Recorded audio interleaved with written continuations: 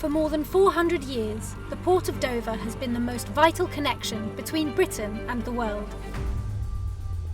But, even with this proud history, we don't look back. Together, we are confident to face a bright future, with a new vision of a world where exchange is seamless, smart, and sustainable for all. A new purpose, to empower exchange through better connections. And a new mission, to close the gap every day, all brought to life with an iconic new look and identity.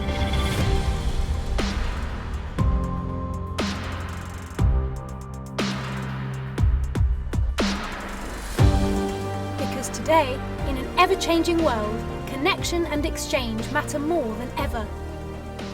Which is why we continue to collaborate with local and international partners to create a more seamless, sustainable and tech-enabled port. Delivering world-class travel, trade and visitor experiences every day. Keeping us better connected so we can all exchange and grow more. Port of Dover. Empower exchange through better connections. Good afternoon, everybody. I hope you enjoyed the new sound and the new look of Port of Dover. I'm very pleased to be here. I'm your new chairman. My name is Jason Holt, and I think looking around, have joined just at the right time. For those of you who have arrived here earlier, as I did, it's a great pleasure to not only see what goes on in the community, but also what the Port of Dover has been doing and where it is also going. I'm a sucker for understanding how we give back to communities, so I'm quite touched with many of you I met this afternoon, particularly on the charitable front. I think any good organisation does well by giving back to its community, and particularly those who need our help most. So, notwithstanding balance sheets and P&Ls and other business functions, I think it's a great time to start in the Port of Dover understanding what we do for the community. And I'm going hopelessly off script, Doug, sorry. But anyway, it's also good to see that we've got some heritage. It's been 70 years for roll-on, roll-off ferries here in Dover, the world leader. And looking around the room, there are very few people, if any of us, who were around at that time. So it's very good to see that the heritage here in Dover stays with us as well. I'm delighted to be here as your new chairman of the Port of Dover. I'm humbled by what I've seen today already. I'm also humbled in my very short time of being here and meeting all of you who I've met so far. And those of you who have seen the port go through COVID and then latterly Brexit, the ability to get through that, the resilience means that going forward, everything is to play for. And it's a great time to be around. And I see it already in the smiles and faces of those people I've met today, but also those who I've met in my journey around in the last couple of weeks being here. So I'm quite honoured to be here. I'm really pleased to be part of the Dover team. Including in the Dover team are many of my board colleagues, and I probably need to put my glasses on to see where you are. But Denise, who runs our audit committee, thank you, Denise. I won't ask you to stand up, but that's good that you're here. Denise Everett-Perry is around somewhere. Thank you, Perry. Good to see you. Jim Fairburn is not with us today. Jim is on the board. He's one of your community directors, but has injured himself by doing an ultra marathon. So he's with us in spirit, but he's probably sitting at home with his feet in a hot bowl of water. But I think he'll be here very shortly for the next one. Helen Samuels is with us too. Thank you, Helen. And Heather, also one of our community directors. And I think between her and Stuart, where's Stuart? Between the two of them, I think your invisible hand has been going on with the community. So I think we're very grateful as a board, but also I should imagine everybody else in the room is too. I've said far too much, none of which is on the script. Sorry, Doug. But going forward, I think you're about to understand and listen to the experts in the executive team who will tell you where they want to take the Port of Dover. And I have every expectation that it is aligned with and for the benefit of all the community. So at that point, I'll stop and hand over to Doug. Thank you.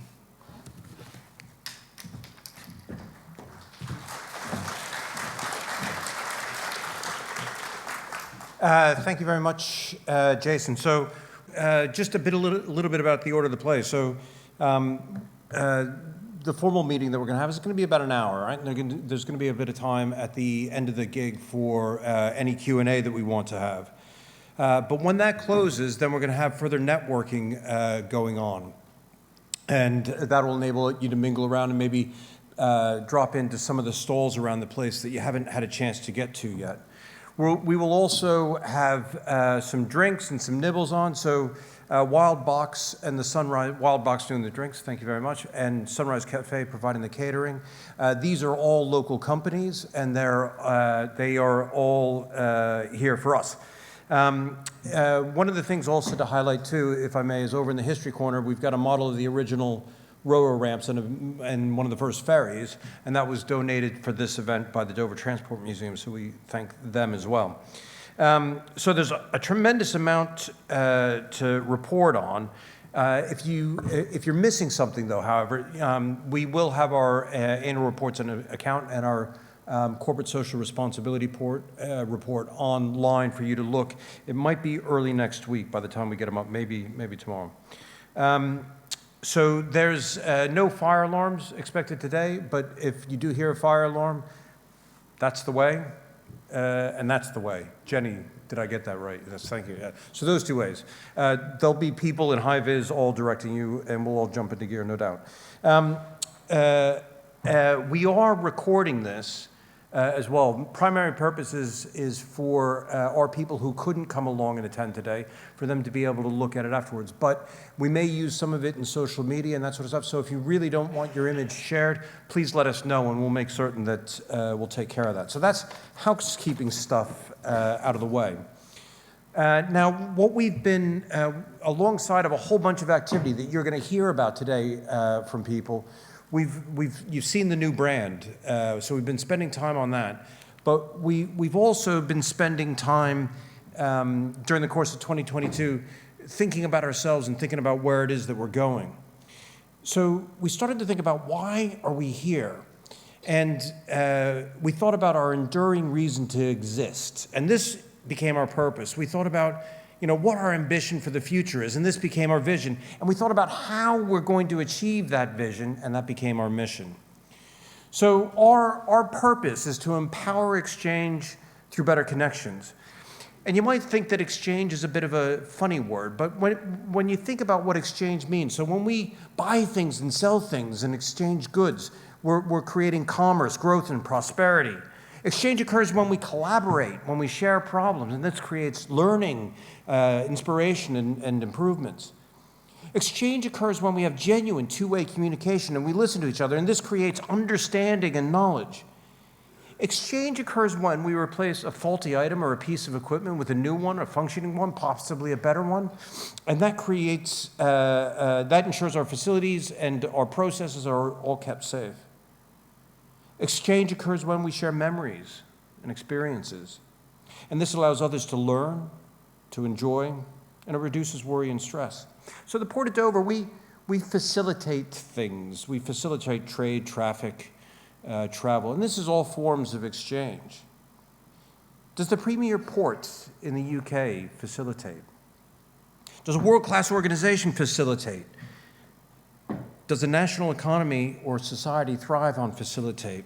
At Port of Dover, we have greater responsibility, we have greater impact, and we create greater value. We will achieve greater success when we take a forward-looking, proactive stance, a leadership position. We do not do this when we facilitate, but we do this when we empower. We become the engine of destiny when we empower. So our purpose is to empower exchange through better connections. Now, our vision is to create a world where exchange is seamless, smart, and sustainable for all. So imagine freight in constant motion, never stopping on the roads, never stopping in the terminals, going from where it's loaded to where it's needed seamlessly. Imagine British businesses connecting in with their consumers and their supply chains, effortlessly trading.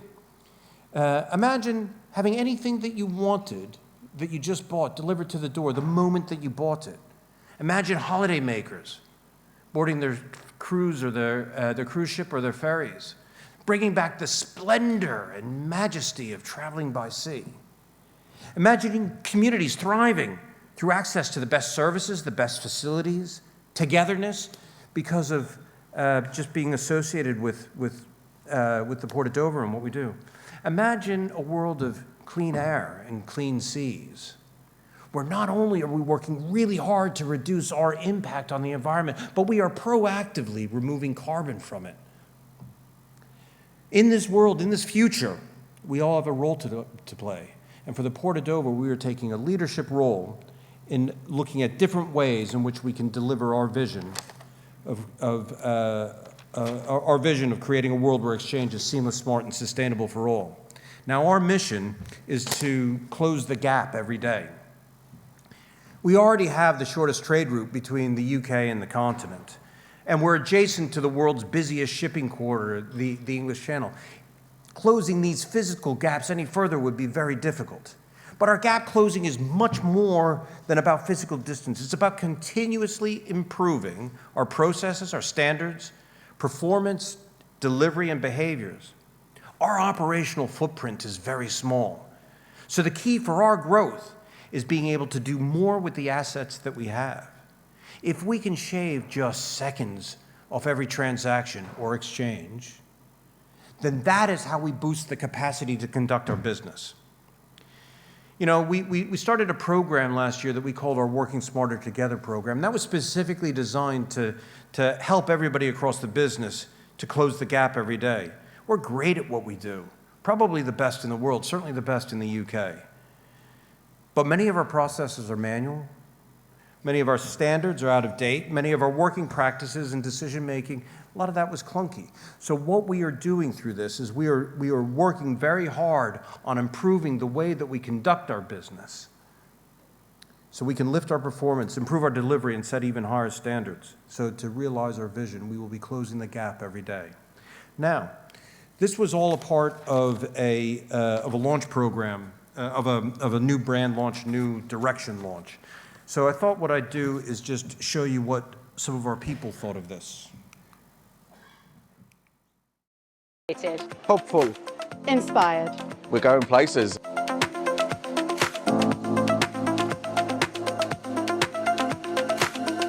What we wanted to do was bring everybody in the company together so that we could share and celebrate this moment, because this is where it all begins. This event is so important for the Port of Dover because it's all about our future. It's all about the new beginnings, and the investment that we're going to have is going to be amazing for the future of the port, not just for this generation, but for future generations. This is day one of how we are creating a world where exchange is seamless, smart, and sustainable for all, and we're going to be closing the gap every day.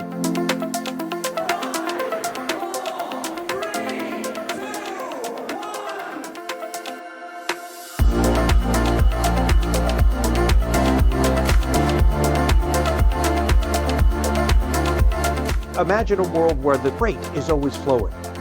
Imagine British businesses integrated in with their suppliers and their consumers. Imagine happy holiday makers bringing back the splendor and majesty of traveling by sea. Imagine clean seas and clean air, where not only are we working really hard to reduce the carbon impact of our activities, but we are proactively improving the climate and taking carbon out. We are going to face the future together. We are going to create this new world together. Let's go.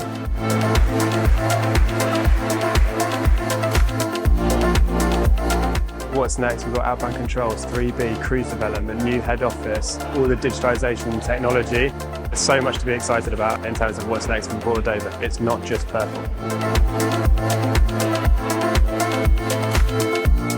Exciting. Informative. Empowered. Happy. Impassionate. Thrilled. Infused. Ambitious.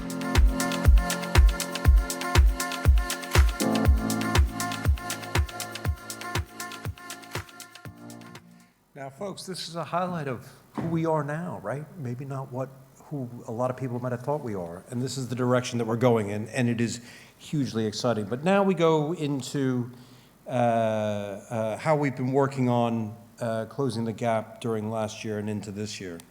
So as the film illustrated, people have been choosing this route, this location for centuries to do their travel.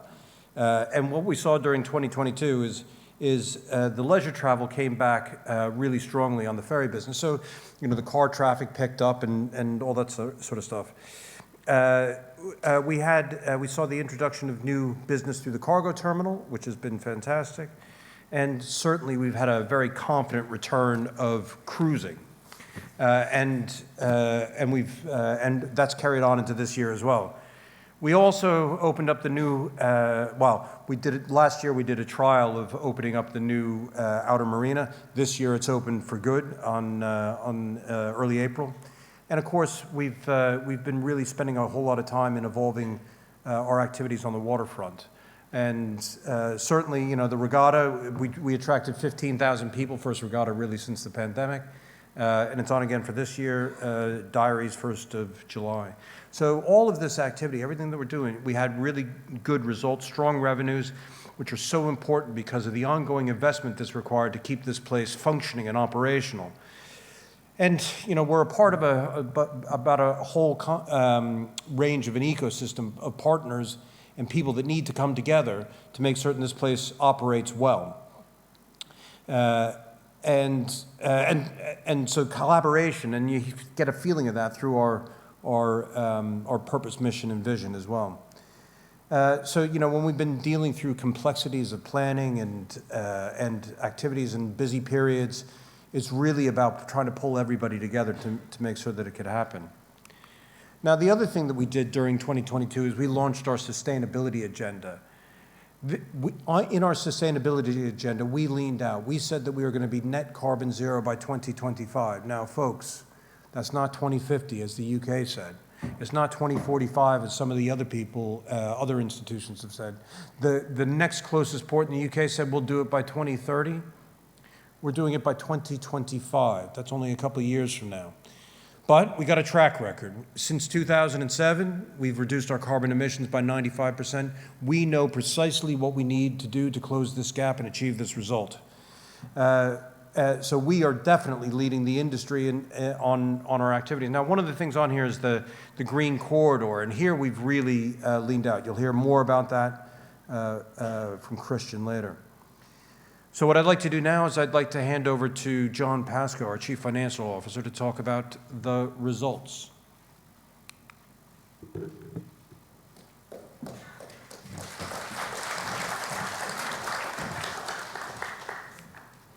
Thanks, Doug. So 2022 was the first year post-Brexit, post-COVID. So we didn't really, it's also the first year that I was at the port as well, actually. We didn't really know what to expect, where we would go. What we did see, I think, is that the model at Dover and the short straits is pretty robust. We got good, strong recovery in the tourist market as people returned to going on holiday. Had been denied that opportunity for a couple of years. And the freight market continued to be pretty strong. So we saw a growth in our revenue, you can see there, just under 78 million, up from just under 69 million the previous year. And profitability, 29 million, up from 26.5 million. And that's in the face of some pretty strong headwinds, I think certainly at the start of the year. What we weren't expecting was one of our operators to withdraw from the market voluntarily for an extended period. And we weren't expecting the huge increase in the utilities cost that all of you will have seen. But we've taken those on the chin. Despite that, we've grown profitability and revenue. So we're very, very pleased with how the year turned out.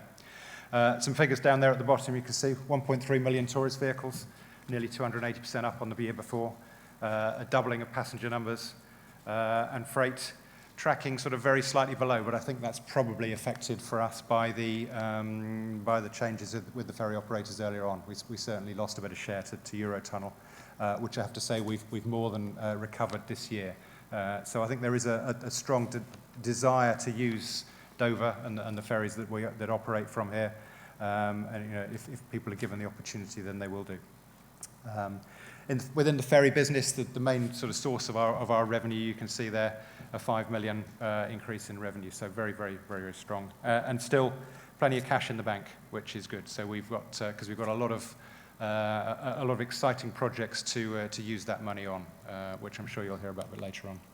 In terms of the other business areas, as Doug alluded to, cruise very strong, a really, really good recovery in the cruise market, up more than 200%. more than 500% more passengers, so more vessels and more people on them, and increased revenue.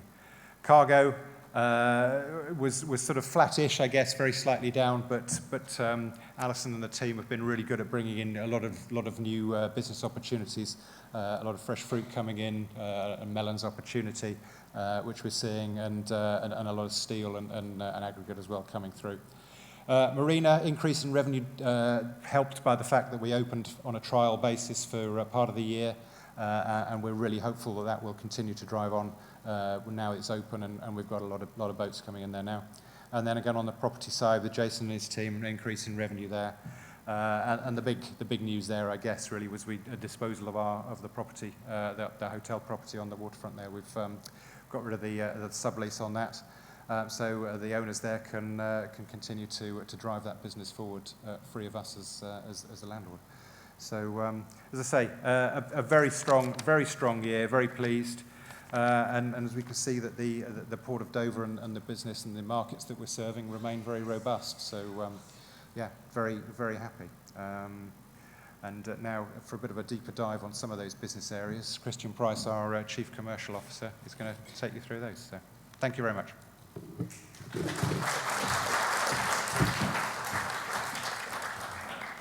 A deeper dive on such an amazing set of results is pretty challenging in 5 minutes, so I'll try and do my best. If anyone wants to understand anything slightly more detailed, then please give me a shout. As we may remember from the launch event, I'm not a huge fan of looking backwards, but I think in the nature of the beast, when we're trying to do a review of 2022, it is the nature of the beast, and it's also hugely important that we celebrate the successes of each of the different areas of the business from last year. So trying to quickly touch on each of the different business segments, it's really important to look back and remember we were still in COVID at the beginning of last year. It was still impacting all of our various different travel pillars. So going into what we've actually been able to achieve last year, so Irish Ferries increased their capacity to 3 ships on the route. So Inisheer joined Innisfree and Inishmore in Q2. Inisheer wasn't a stranger to the port, having been here in 2000 to 2006 as a northern merchant.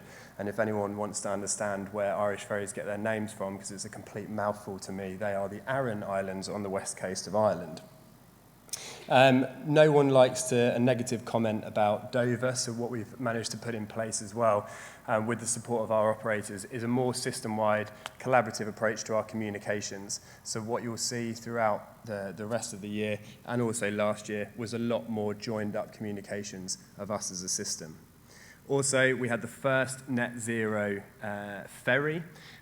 Ferry in the loosest sense of the term. It's actually a catamaran with 12 passengers. It goes from our marina, but we're starting small. We've got to start somewhere. So that was a big success last year.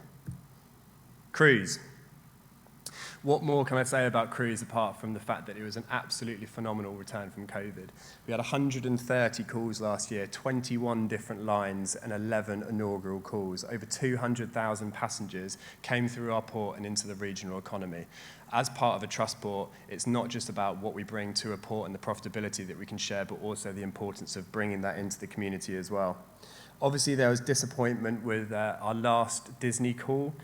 Was last year for a few years. We are working incredibly hard to bring that back. However, TUI visited for us for the first time. We had the return of Carnival US for the first time since 2013, and Viking and Saga also increasing year on year. So beyond the port, we're also thrilled to see that the region is recognised in Lonely Planet last year as one of the top destinations to visit. Cargo. The team has performed absolutely fantastically. I think one of the messages that I'm so keen to impress on everyone here is the fact that these guys and girls, their ability to pivot in the face of various different headwinds and challenges. So whether it's the fresh produce market having challenges, whether it's a new tariff or quota that's put on steel, whether it's the building sector having a recession, the ability to pivot in the market and still be able to demonstrate an increase in revenue is first class. So, and also being able to bring in melons. So this may sound relatively small, but the melon ships bring in 1,200 pallets of melons on a weekly basis from September through till March. It was the first time It's for 20 years that we've had melon ships, not just at the port, but in the UK on a breakbulk vessel. We also had South African grapes, Ecuadorian bananas, and also a new contract with one of our local customers, DC Aggregates. Waterfront. This goes back to our Trustport status and the fact that, again, we are not just here to do all the big ferries and the big vessels that are around. So the marina last year, obviously it's had its challenges. Everyone knows it's had its challenges. However, we are looking forward again. We had the trials last year, was a phenomenal success, and the new boatyard that was open on Northampton Quay. So as you go along Snargate Street and the A20 now, you can see all of the vessels that are up there and being worked on by our men and women in the boatyard. It's a really positive success, and now since the 1st of April you can see that it's also been opened as well. In order to complement that and not just have a marina that's stranded in the middle of a terminal, we've also been increasing our placemaking activities. So the independent peddler is now opened as the peddler on the port, and also the concessions that were there all through the summer doing various different events on the waterfront.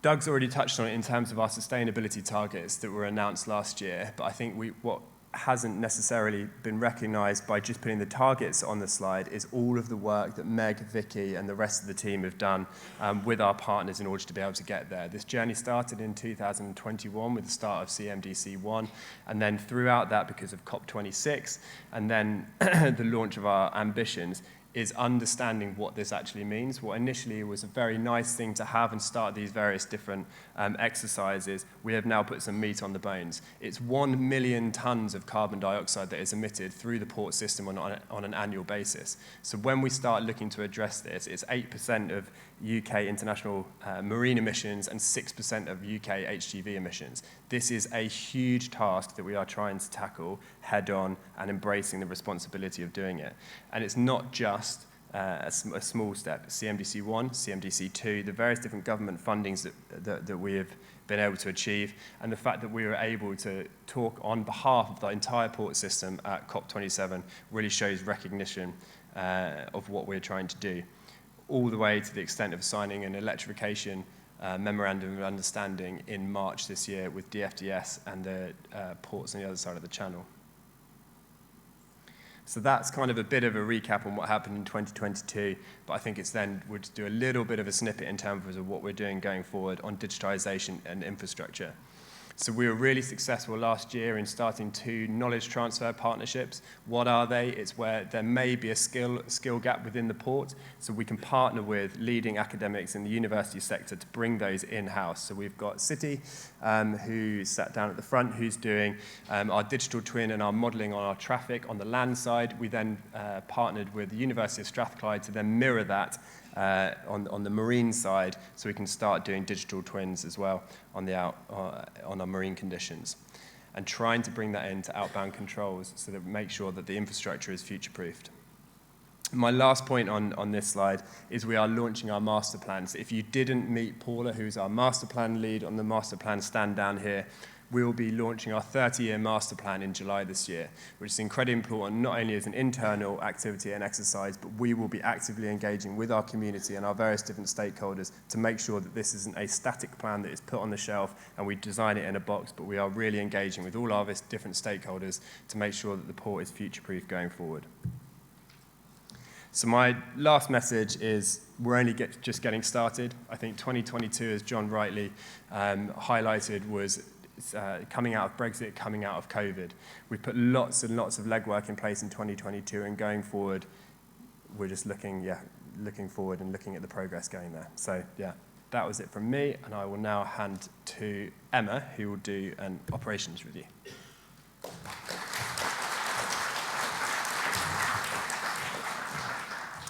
I always hate following Christian because he does all the really positive stuff. I'm going to be covering the management and movement of vessels, vehicles and passengers. As you probably know, tackling the considerable challenges that we had at the beginning of the summer, we absolutely recognise the impact on the Dover residents, our business communities and the impact on Kent. So we worked really, really hard together with our partners, and during that weekend we managed to move 200 miles of tourist and freight traffic by the Sunday morning, and then The rest of the summer was really, really successful. We got 72,000 customers on their way, and we were back to normal operations. So it shows how, when the operation works really, is so slick. But I will touch on the recent events of the Easter getaway with the coach situation, which was, again, it was a really, really challenging weekend. Dover is now pretty much handling all of the coach traffic. I don't know if you've read in the media that Eurotunnel have decided to sort of almost outprice themselves out the coach market. So everything is now coming to Dover, and the recovery for the coach market post-COVID has been phenomenal. And it's really good to see that we've got a representative from the Coach Confederation here today. And we're working really, really hard with them to make sure that those events don't happen again. We're working really hard with the ferry operators and the French border officials to make sure that it's a really seamless operation moving forward. And to be fair, I would say the operations teams, that's what we do. We're always looking for a better way of doing things. And so our plan worked really well for the second weekend of Easter. I always say that I have my best ideas at 3 o'clock in the morning, and that was no exception. I'm always awake at 3 o'clock in the morning.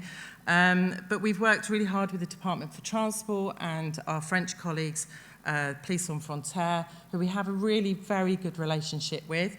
At times it's quite stressful, but we work really, really hard with them because they want it to be a success as much as we do. So we've devised really good operational plans for the weekend coming up. We've got a very busy Whitsun weekend. And then last year, I'm a bit like Christian, I don't like to look too much going back, but last year we increased the what we call the PAF booze by 50%. And so then we saw no more problems for that summer. It was a really, really successful summer. So it was great. And that's, again, us all working together as a community. So we don't want disruption any more than Dover residents or Kent. And as I say, we work really closely with Kent Resilience Forum.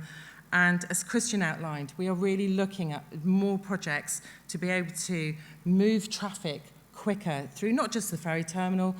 I'm responsible for cruise, I'm responsible for cargo, marina, that's why I don't sleep.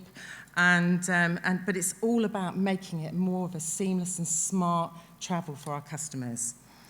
So we've taken really strong leadership position in what is our next challenge coming for the Port of Dover, which is the EU entry-exit system, which I don't know if you know what that is.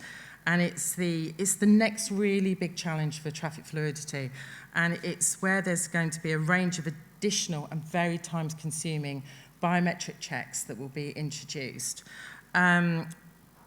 The problem with the regulation is that it's quite bureaucratic, if I'm honest, and that it's about having to have a French border official present when we do them.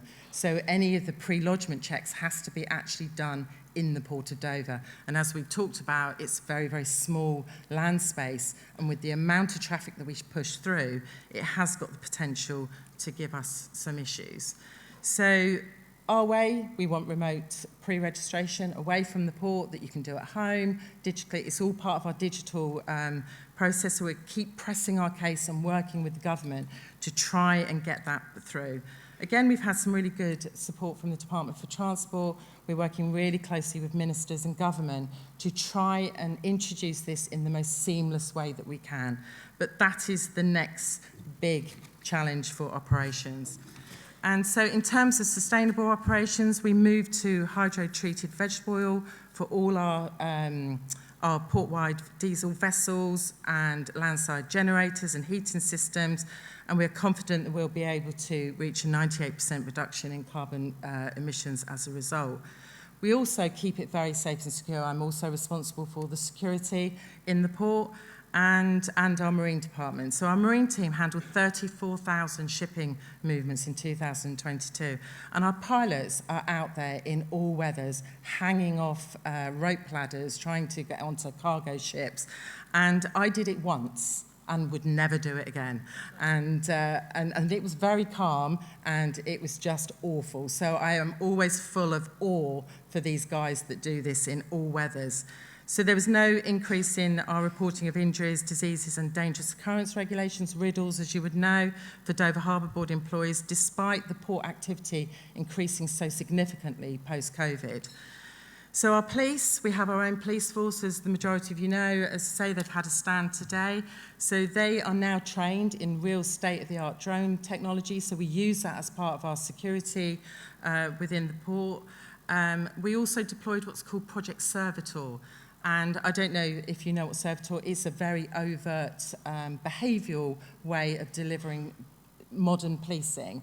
So probably what you won't realise is that there's been people wandering around and they look at behaviours and the way that people are acting as part of a security strategy. And so that's been launched at the back end of last year. So these are just a few examples of what the operational teams do. And I do want to take the opportunity. I have the most fantastic team. The operations team are under so much pressure at times, and they just do it. And I'm very, very proud of them. So I wanted to take the opportunity to thank them here today, because there's a lot of them here. And I'll hand back to Doug.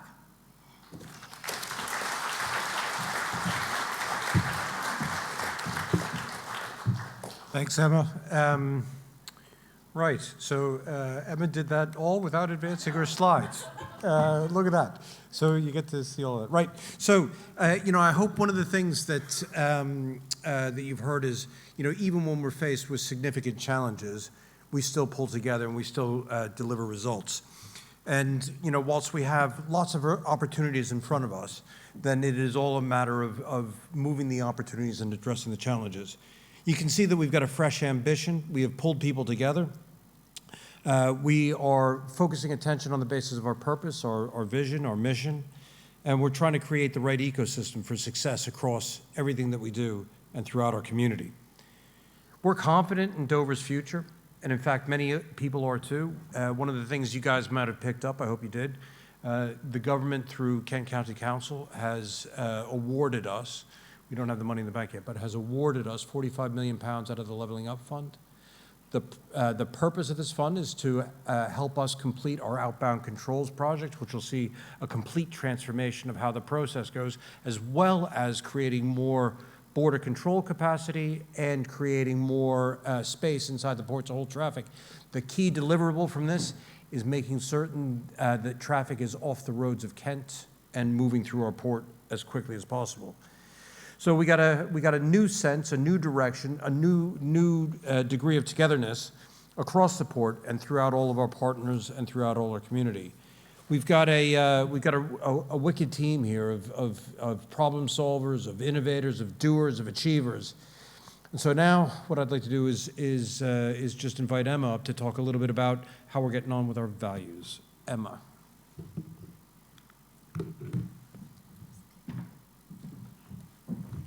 Now for the really important stuff.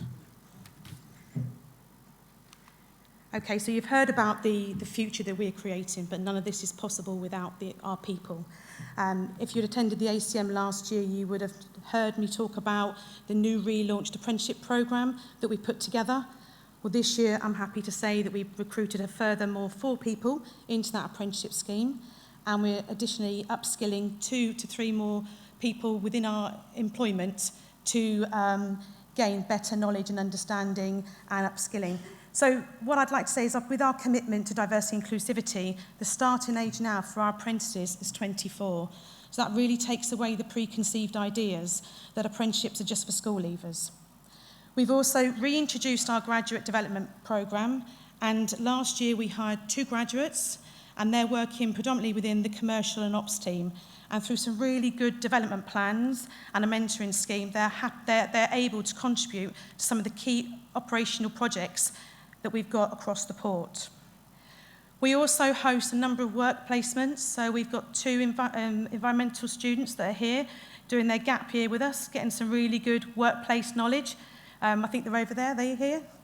Yeah, give us a wave. We've also extended that to Dover Technical College, and we're doing some work placements supporting Dover Technical College, and we've also, as a result of that, we've brought one of those work placements in on a 4-year apprenticeship programme. We continue to support the local community in terms of offering work experience to schools, And we've done about 10 placements this year across engineering, cargo administration, and police. And with the introduction of the new T levels, we're also supporting Dover Technical College, ensuring that those students are getting the good work placement hours that they need to attain their qualification. So you've heard about the mission, vision and purpose, and what really underpins that is our values. That's really about who we are and how we operate. That's our company DNA. And we really went through an engagement process with our people to make sure they're part of shaping the creation of our values. So last year we led 31 exec workshops. We invited all employees across the entire organisation, and we had 75% of our people take part in that, and all the areas of the business were represented in some form. What we asked individuals to do was to talk about the positive behaviours that they see across the port and the negatives, and I'm really pleased to say that out of all the statements, we had over 900 positive statements, generally talking around about how people are friendly, how we are one team, and about kindness. So it just shows that our people really mean a lot to each other and to us as an organisation. So as we look and shape our new set of core values, we've developed the following. So working together, we are one team unified to deliver the best results. We exchange ideas and innovate, sharing knowledge and experience, encouraging curiosity and challenging the boundaries of what is possible. And we empower each other, trust, respect, and recognise each other. We look after everyone and everything, and we are safe, secure, and sustainable. We care about our people's well-being, and we are responsible custodians of our assets. The people that took part in that workshop will recognise some of the wording on this, and that will really resonate to them, and that's how we can really start embedding our values in terms of everything we do. But more importantly, the people that we employ within the port and the people we're going to employ, the majority of which will come from our community. So I'm going to pass over to Doug now to talk about better connections and supporting our community.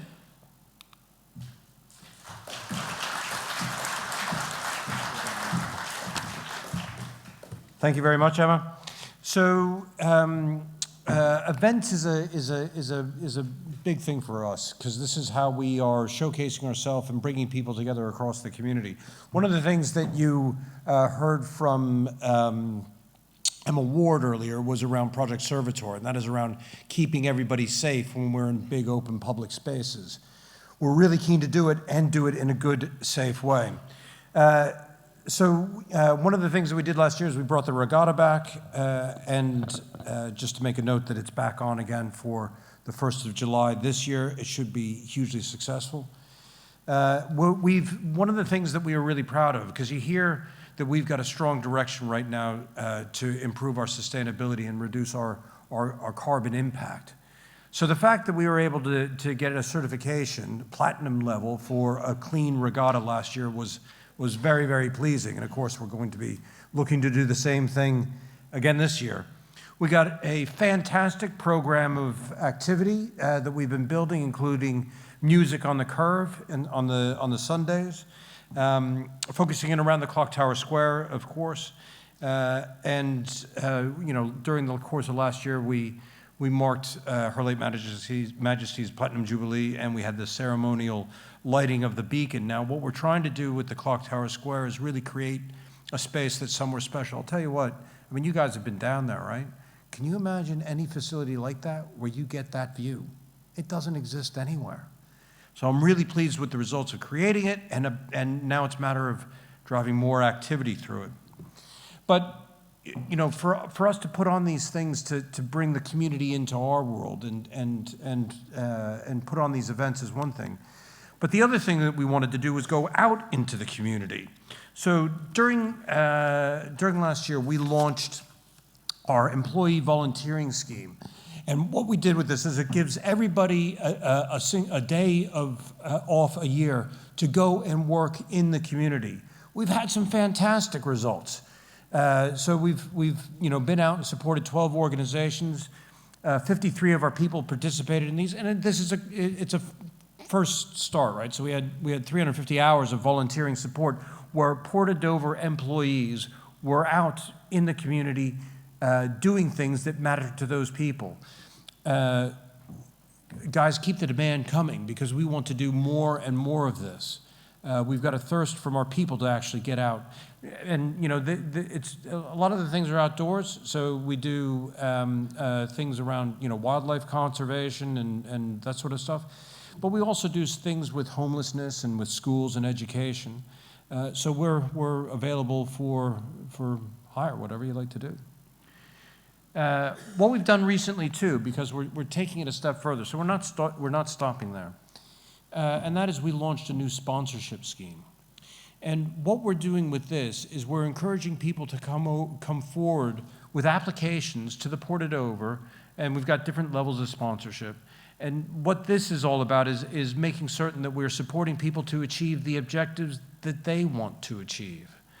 And so we've had 6 applications. This has been open a week now, maybe 10 days, Jenny, I think, right? We've already had 6 applications into this fund for sponsorship from the Port of Dover for these events. It's hugely exciting. If you'd like to learn more about it, Jenny Beacon's here, our main person for all this. But you know, keep the ideas coming in on that as well. It's a really exciting thing that we hope will make a real difference. We also had a big milestone year where we donated over £1 million to the Port of Dover Community Fund. You know, throughout the years that we've been running this, we've done 117 projects, 50,000 beneficiaries. It's a hugely exciting scheme for us, considering that we put £1 million back into the community in the places where it matters to people is really fantastic. One of the things that I'd encourage you to do if you haven't done yet is please go check out a couple of the desks that we have over on the side here, because these are direct beneficiaries out of the Port of Dover Community Fund, and they can tell you a little bit more about what it means to them. But what I'd like to do is I'd like to give this year's contribution. Now, the Port of Dover Community Fund is administered by the Kent Community Foundation, and we have Rochelle here to...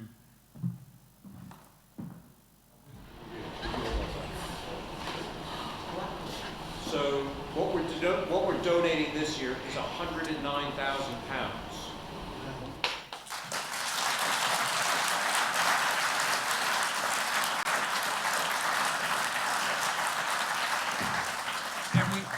And we know that that's going to be put to good effect. Now, I got to tell you something about this $109,000. Other than the first year when we seeded the fund, this is the most amount of money that we've ever granted to the fund in a single year. Comes down to our profitability, right? So we made enough profit, so our arrangements are 1% of pre-tax profits. And so we were able to spread the joy of our success around a bit more. And we're delighted with the work that the Kent Community Foundation does on our behalf, but we're really delighted with the impact that this money has on improving things across the community. Now, one of the beneficiaries that we had last year was the Alcombe Valley Community Project and the Therapeutic Riding Center. And what we thought we'd do is let you hear from somebody who's benefited this. So, Joe, if you could. Are you okay with it? Yeah, I think so. Okay. If it all goes wrong, I'll rescue you. I'll rescue you. Left up here on my own, it could be very dangerous. This is a clicker, apparently. Look out. Well, I thought I was coming on a cruise, but apparently I've got to do some talking. Yeah, this is us. I'm Jo Murrell, and basically we are so grateful to the Port of Dover for the funding they've given us. Like any charity, we are reliant on funding, although we do a lot for ourselves, because my father always used to pick up hitchhikers, and he said, if they're not walking, I'm not picking them up, because you've got to be seen to be doing something for yourself. So we've got some pictures here which are lovely. Hopefully, look, I'm going to press the clicker. God knows what's going to come up. There's a troubled little child who was bullied at school, and lots of things went wrong, but lots of good things. And I was so miserable at school that my grandmother bought us a donkey. And no riding clothes, no bridle, no saddle. We didn't live in the country, we didn't have a country estate, there was a back garden in London. We must have been the neighbours from hell. But that donkey made such a difference to me and my sister, and to the local children, because who else had a donkey in the garden? It was fantastic. And that donkey helped us through times of great stress. And the donkey came from a thing called the Exchange of Mark, which old people will know about, but it's eBay, really. And so the donkey helped myself and my sister enormously get through the trials and tribulations of being bullied, being isolated, being new to an area, and the seeds therefore sowed. So I'll try another picture. Right, I think this perfectly demonstrates why horses. Yeah, why horses? It's not all martingales and ponytails. The drums earlier, how fantastic was that? How elemental was that? And horses get us in the same way, in the heart. Because, you know, when we stopped eating them and we started looking at them galloping around the plains, we thought, I mean, what person thought I'm going to sit on that? They taste quite nice too. But we did, and there forged a relationship that has endured through millennia. And it's not just riding. This little girl here, she's probably told that pony something that she hasn't told her mum or dad, something she hasn't told her best friend, because that pony is her best friend. And so that perfectly illustrates what the horses do for us and for people who come to us. And I'm going wildly off-piste, I can see. Yes, and we do offer subsidised horse riding for children and adults, and we have clubs, and we can pull most things out of the bag given enough time. Right, what's next? Please. Okay, this is going on to education. We have lots of relationships with many different schools around the area, and we started to introduce Warhorse Days because it was on the national curriculum. Most people had seen the play, the film, the book, or even they thought they had. And so it was something children were familiar with. So we introduced Warhorse Days so that we could go through role play, they could understand about horses, and also understand about the impact of history, relationships, and we pretended to be villagers. We had all our horses taken away and sent off to war. And at the end of the very day, we would bring this horse out dressed as a charger, an officer's charger, and we would ask the children how they felt. And some of their reactions were so heartfelt. The expression on this young man's face, he'd never seen or dealt with a horse before that day, and he was just in awe. And that's one of the best days to see his little face, and that was wonderful to us. So, yes, we have great links with school. If there's anybody with schools here, we're more than happy to take people on for Warhorse Days.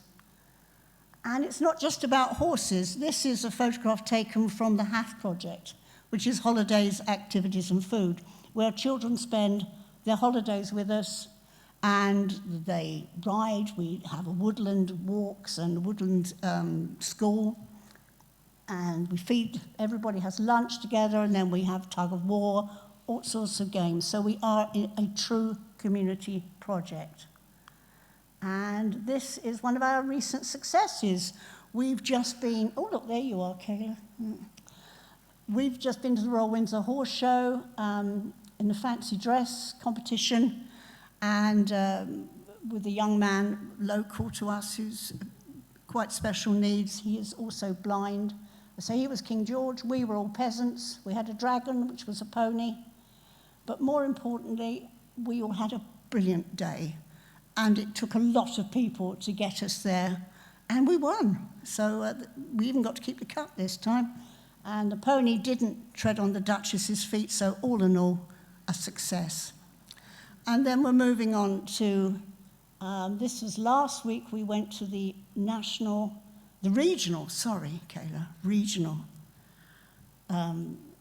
qualification shows for the national championships. And we have been very privileged to train Kayla, who will be our next speaker. who's an inspirational young lady, and she's just received her grading for para dressage, and she's received some training from a coach who coached an Olympian, is it Natasha Baker? Yes, all the way through to several gold medals. So we're just starting on this journey, although Kayla's been with us for 7 years. And, well, she can tell you more about it than I have. She's achieved so much despite having a lot of things against you, but you will be the talker of that. Thank you very much for indulging me and the clicker. Thank you.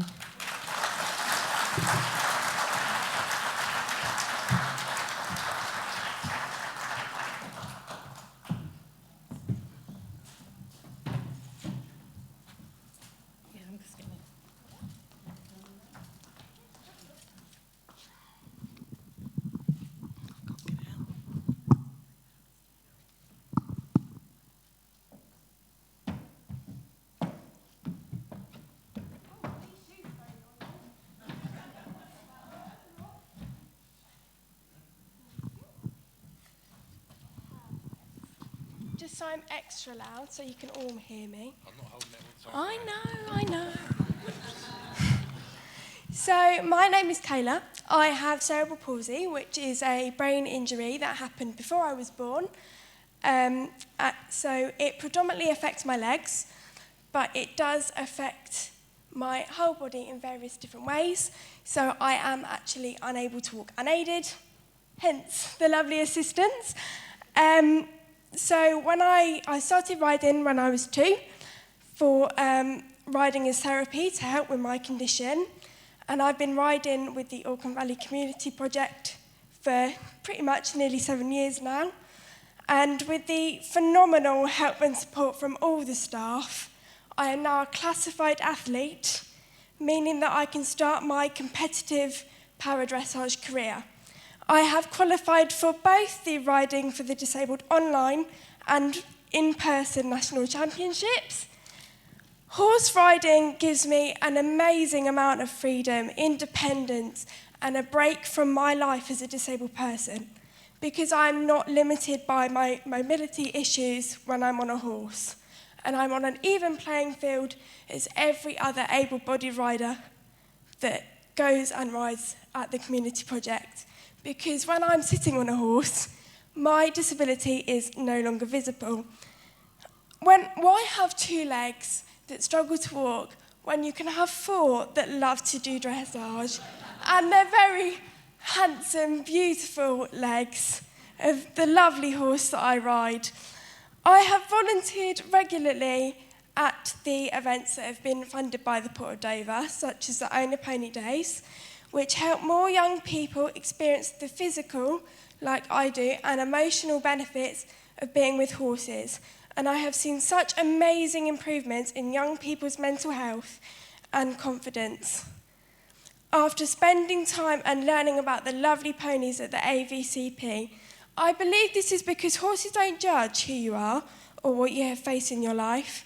It is because they have an unconditional amount of love to give, and that there is an unconditional amount of love in all of us for us to give back to them. Thank you.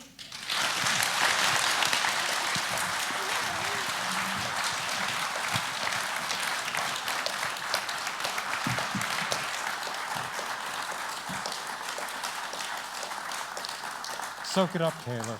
Yeah.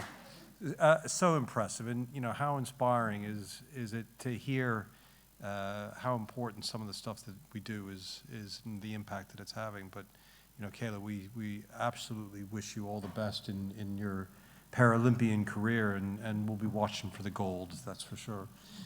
Now, one of the things that I mentioned a bit earlier was we started the sponsorship program, and we had 6 applications to it. Kayla was one of them.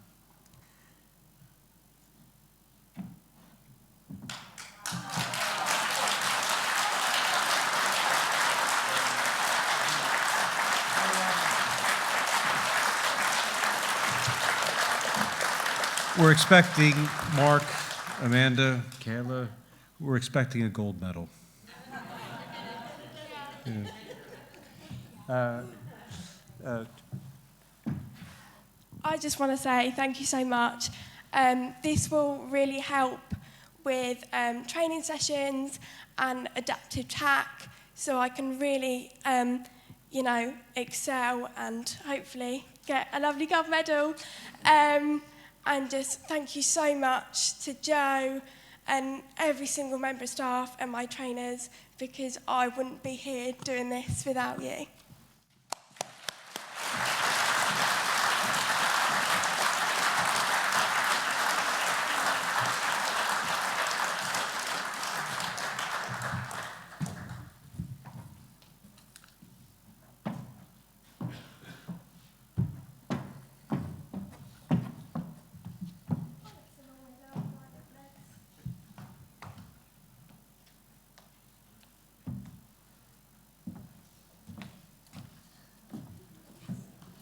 Brilliant. Thank you, Kayla. Thank you, Joe. Right, so we've come to the point in the program where it's over to you guys. We do have some microphones around, I think. We might even be able to rove them a bit. But what I'd like to do is I'd like to open it up to any questions that you might have. Jen?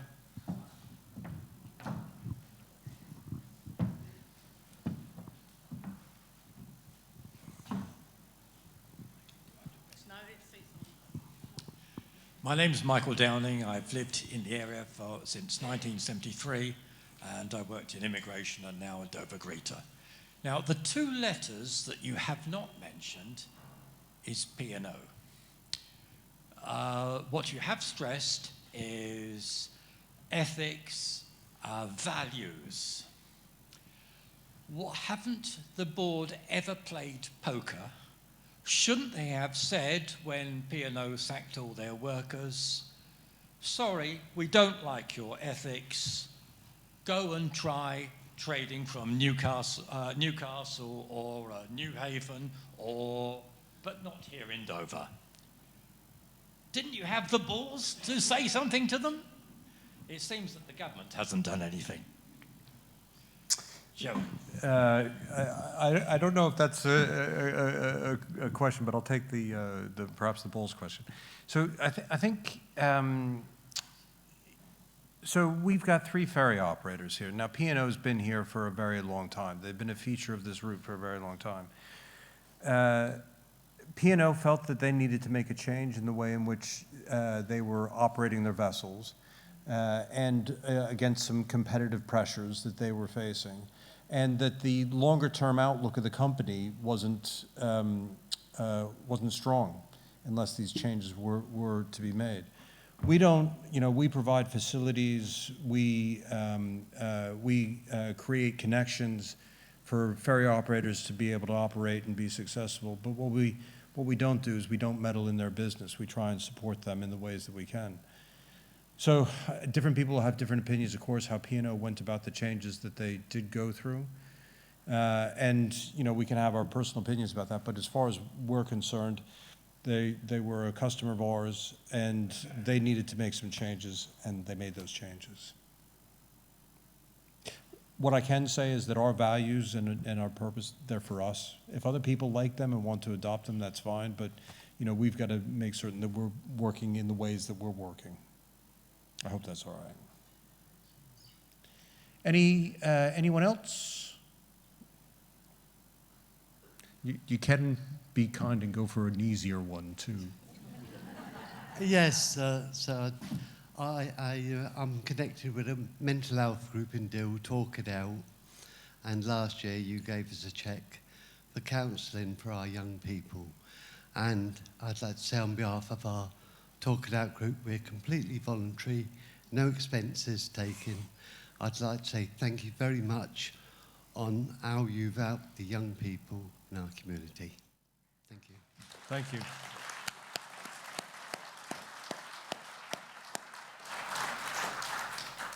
Fantastic, thank you.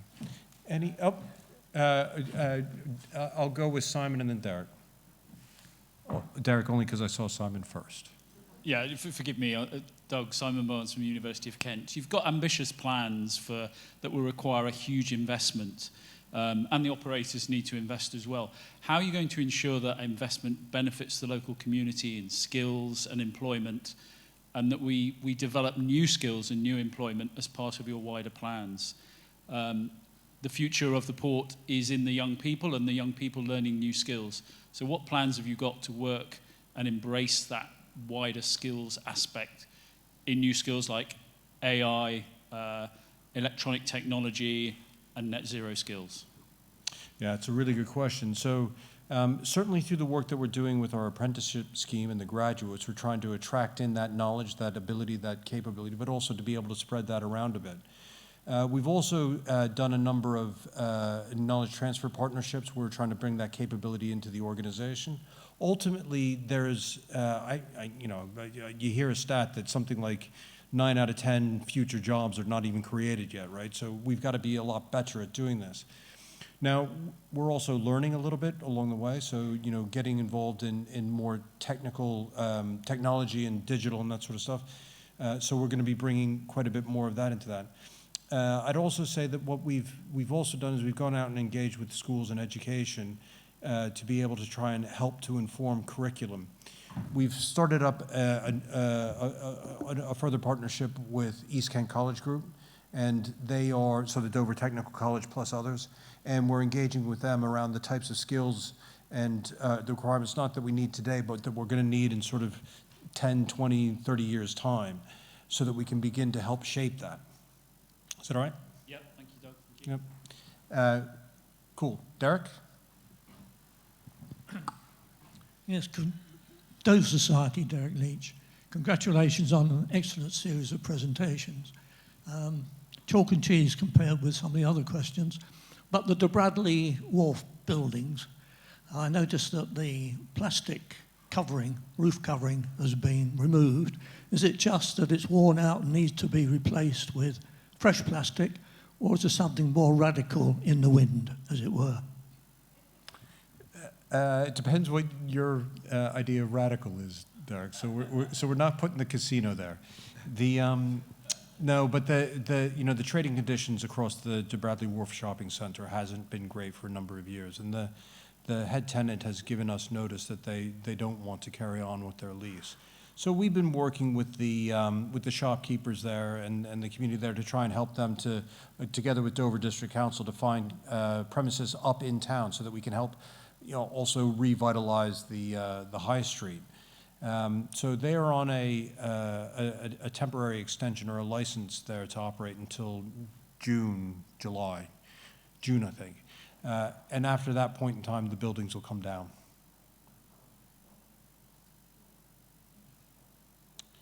And then we'll figure out what we're going to do with it. But it'll be, at the outset, it might just be turned over to car parking until we can get a development scheme for that, so we don't know. We've got ideas, but we haven't got any plans yet.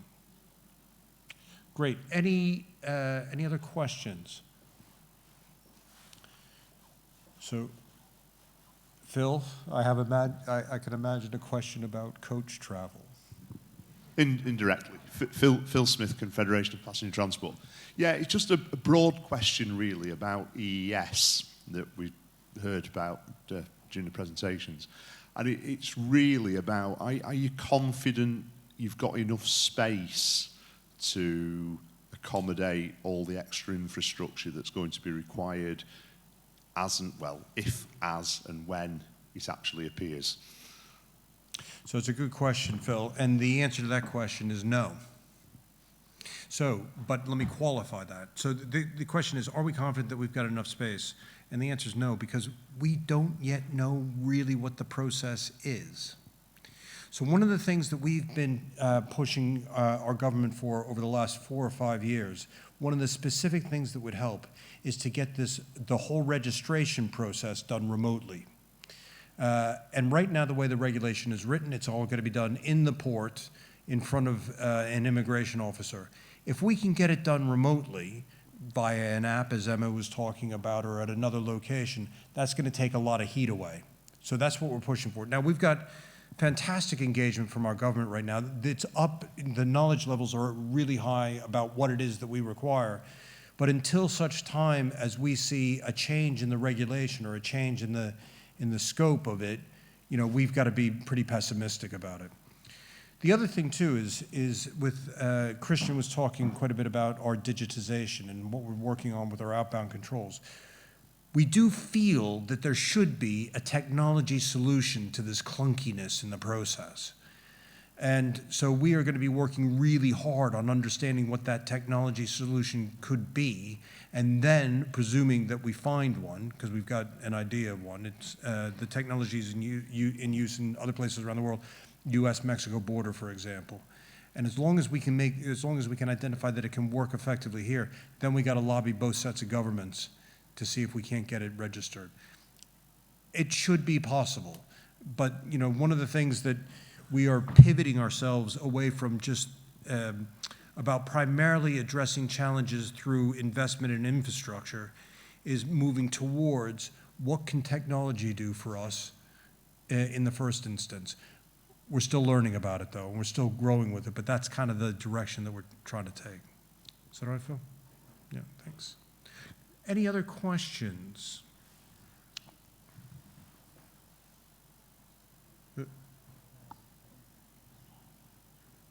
Hello, Doug. Hi, Sue Jones with two hats on. One is very grateful recipient employee of a charity that's had funds from the port, and also the Mayor of Dover. And I'm looking at your very exciting, challenging net zero plans. And as an employee of a local charity, and I know there's others here, there's such benefit in sustainability to reduce outgoings. You mentioned the huge utility bills that everyone's having to put up with. And a lot of small charities in Dover are struggling desperately to pay their energy bills, keep themselves warm, when actually there could be sustainable solutions that could be applied. So the money is fantastic, but I think we could learn a lot from what you're going to learn on your net zero journey. Is there any way that you can engage us and give us some of that information back out over the next 5 years so that we can do the same thing in our charities and reduce our outgoings and clean up our own carbon footprints? Sue Jones, brilliant idea. Thank you very much. What we'll do is we'll Jenny, if you could help us with this, please, and Meg and Vicky. What we'll do is we'll set up a bit of a group, and we'll make certain that people can plug into it. Maybe get an early workshop to talk a little bit about some of the things that we've been doing now, and then just start that ball rolling and see, and hopefully through word of mouth, but however we can do it, we can get that spread around. I think it's a great idea, Sue. Thank you very much. I had a question over here. Yes, Don. Don Soppett, interested in the Port of Dover since 1955. Earlier on we heard about what the Channel Tunnel operator was doing about coach traffic. I suspect hidden in there somewhere is the fact that the tunnel itself is now approaching capacity at peak times, if not past it at peak times for all forms of traffic. What are your plans to address that? Take market share.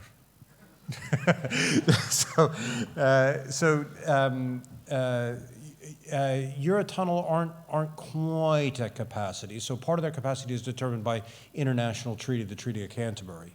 But for their available capacity, yes, they can do it. And it depends on how they want to run their business in terms of where they find the greatest yield on what traffic that they want to go for. Right now we are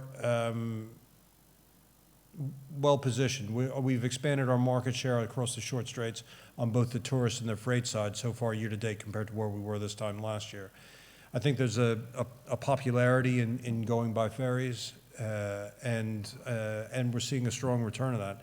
I think also for the passenger travel, I mean, we've got a couple ferry operators in the room too. I think for the passenger travel, you know, the duty free is also pretty interesting on the ferries as well. And so you can fill your boot full of, you know, wine, beer, whatever you like.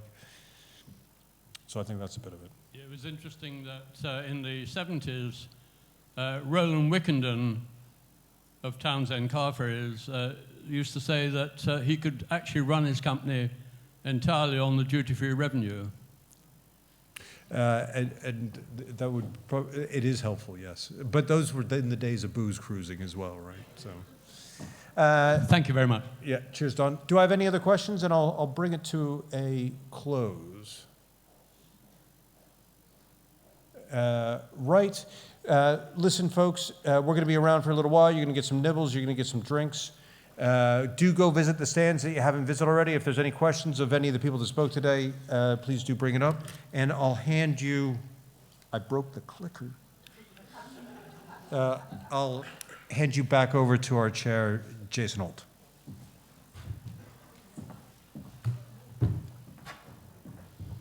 Just when I thought he was closing it down and I could get away with it.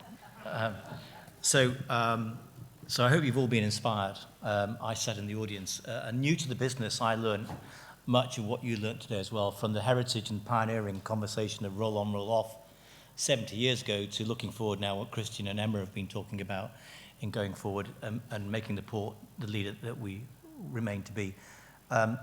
Just a quick conversation about leadership for a moment. So I've joined this business and I'm surrounded by what I think is a really good set of people on the board. And if you were to know those people on the board, they have got great skill sets and so forth, industry knowledge to move the conversation forward to fulfill all the things you've heard about today. And this is a very ambitious program.